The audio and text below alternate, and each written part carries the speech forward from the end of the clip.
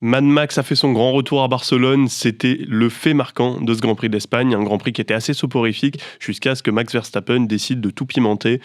d'envoyer valser George Russell donc dans une manœuvre qui était complètement kamikaze puisque, pour rappel donc, le Néerlandais était furieux puisque son équipe lui avait chaussé des pneus durs à la reprise de course après la voiture de sécurité. Il s'est fait d'abord attaquer par Leclerc, il y a eu un petit contact dans la ligne droite de départ arrivé, puis ensuite c'est George Russell qui donc le touche aussi au premier virage et on demande à Verstappen de céder la position à Russell quelques tours plus tard. Alors le Néerlandais, comme à son habitude, foudrage, des messages radio bipés du début à la fin avec un flot du rond qui, il y a encore quelques semaines, lui aurait coûté une sacrée pénalité.